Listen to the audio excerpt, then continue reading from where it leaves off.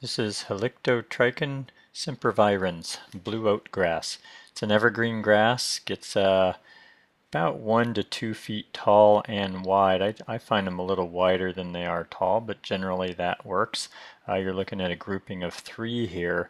And why we like this grass is this is one of the few grasses that even in cold weather, down to the mid-20s at least, stays evergreen. And so many of the popular grasses now go dormant, so I'm always looking for evergreen varieties. That, as well as the cool gray color.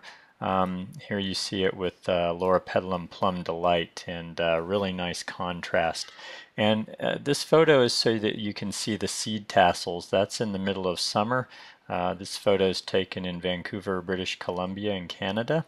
And so it can handle temperatures down to 0 degrees Fahrenheit, so it's very hardy. But if you use it in these colder areas, then just know that it's probably going to go dormant on you.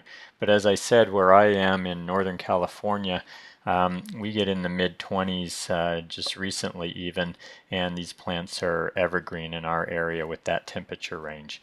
So what's nice about this is the cool gray color. It's like a larger blue fescue, but I find way more elegant. The leaves are, again, 12 to 24 inches long, and because they flop over and they move in the wind because of their longer size, then you just have a more graceful looking plant. Here you can see next to a lawn, and you have a more fountain shaped plant, which is why we usually like our grasses.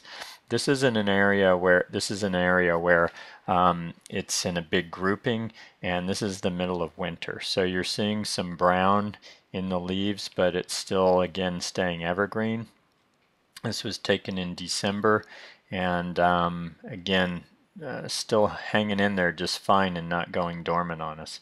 So my concern with this kind of grouping is that if you let it go this way, I think it probably needs to be cut because there's no good way to get a mass of so much of the brown leaves out of the plant to clean it up in the spring when it starts to look good again.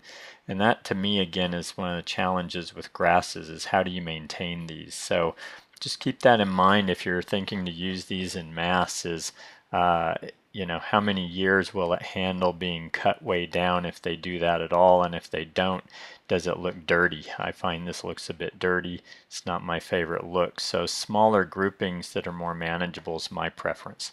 Also, I think what you use it next to has a lot to do with how much you like the look of the plant when it's all said and done. And after all, these are about plant design.